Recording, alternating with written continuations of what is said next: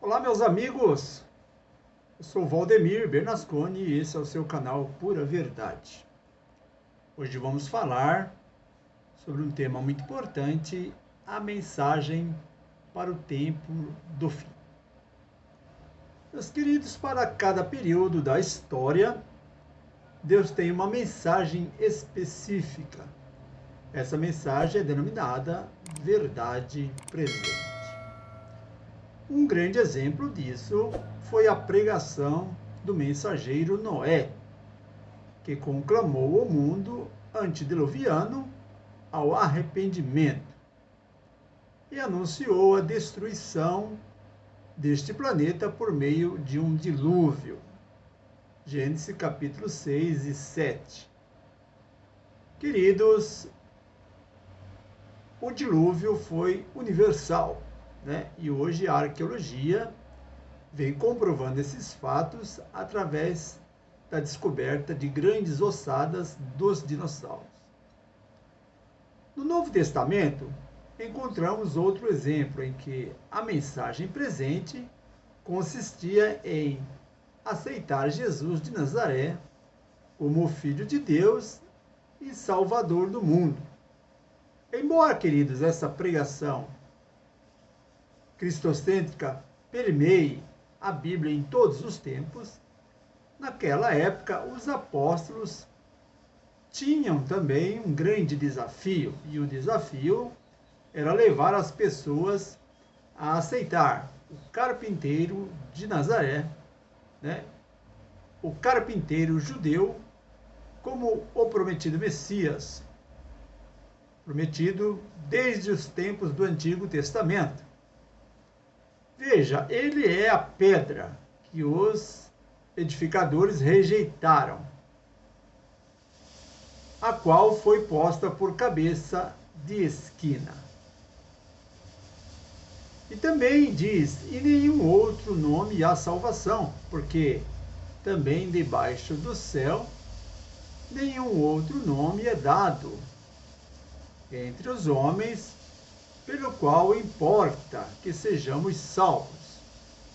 Devemos ser salvos unicamente através de Jesus Cristo. Atos dos Apóstolos, capítulo 4, verso 11 e 12. Meus queridos e amados amigos, Deus de nossos pais ressuscitou Jesus Cristo para dar a Israel o arrependimento e a remissão dos pecados. Atos dos Apóstolos, capítulo 5, versículo 30 e 31. Portanto, queridos, avançando na história, encontraremos no século XVI o movimento da Reforma Protestante, com a mensagem de que a Bíblia é a única regra de fé, sola Escritura, e de que a fé nos méritos de Cristo é o único meio pelo qual alguém pode ser aceito pelo Pai e salvo por Deus. Meus amados, prestem atenção, tais aspectos da mensagem eram muito apropriados ao contexto em que os reformadores viviam, pois o papado havia exaltado a tradição em lugar do assim diz o Senhor. Portanto, a salvação foi colocada através e mediante as obras, em lugar da justiça de Cristo, em lugar do seu sacrifício remidor na cruz do Calvário. Desta forma, chegamos ao tempo do fim. E qual seria a mensagem de Deus para este tempo, também conhecido como tempo do fim? Meus queridos, para entendermos isso, precisamos identificar o período da história em que nós vivemos. Precisamos entender o contexto da história em que vivemos. No capítulo 12 do livro de Daniel, o nosso Deus, o eterno Pai, aquele que é imutável, revela ao profeta que o entendimento do seu livro só ocorreria no tempo do fim. Observe. E ele disse, através do anjo: vai, Daniel, porque essas palavras estão fechadas e seladas até o tempo do fim. Daniel capítulo 12, verso 9. Daniel queria entender todas aquelas mensagens, todas aquelas visões, mas algumas mensagens ali, visões, não eram para o seu tempo. Portanto, o anjo mandou que fosse selada.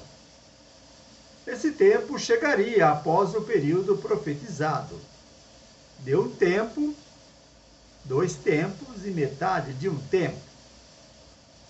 Portanto, observe, e eu vi o homem vestido de linho que estava sobre as águas do rio, o qual levantou ao céu a sua mão direita e a sua mão esquerda e jurou por aquele que vive eternamente. Isso seria somente para um tempo e tempos e metade de um tempo. Quando tiveram acabado de espalhar o poder do povo santo, todas essas coisas serão cumpridas, disse o anjo. Daniel capítulo 12, verso 7. O que equivale a 1260 anos. Ou seja, esse período durou do ano 538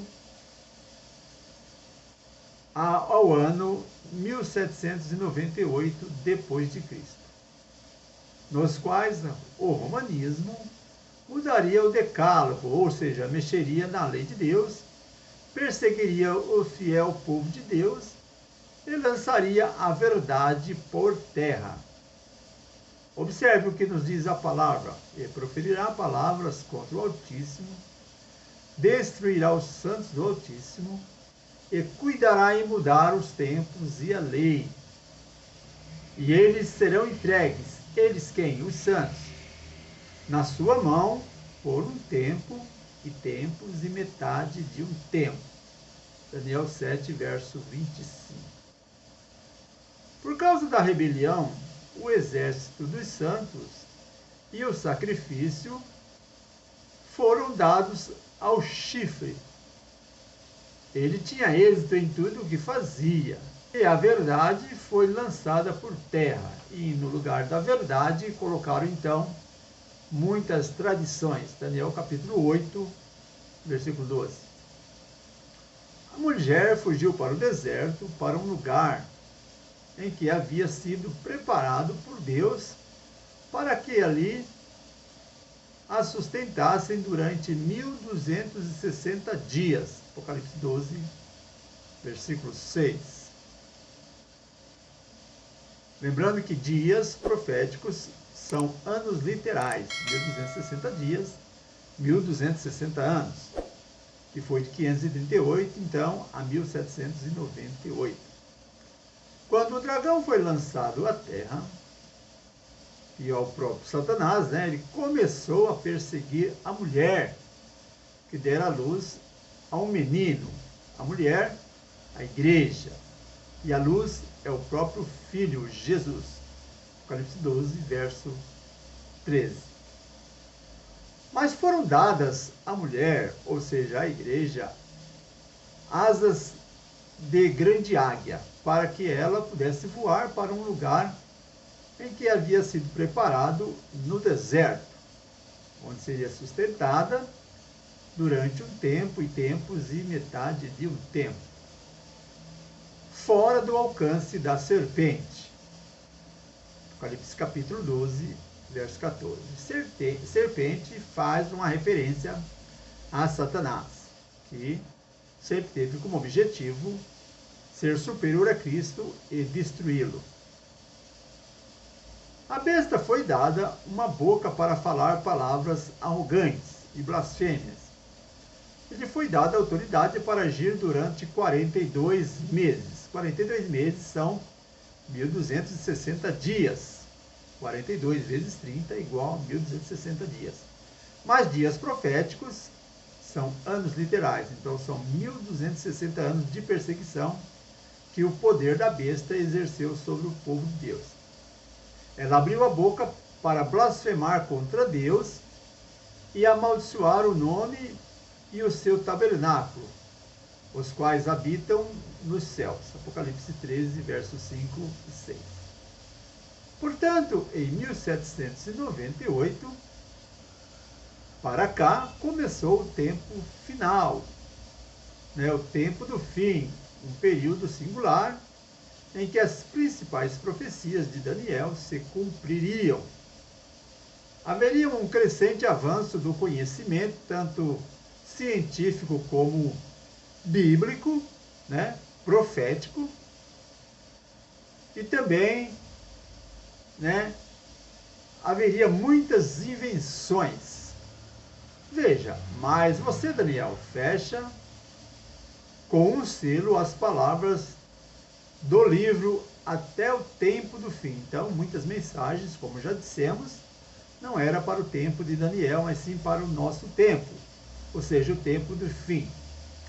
Muitos irão por um lado e por outro em busca de maior conhecimento. Daniel 12, verso 4. E a história registrada, importantes sinais preditos nos evangelhos e no livro do Apocalipse aconteceriam após a tribulação daqueles dias.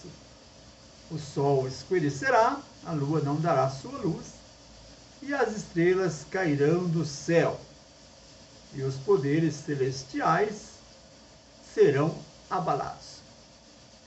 Mateus 24, verso 29. Meus queridos, para esse tempo, Deus tem uma advertência especial, e muito importante para os habitantes da terra.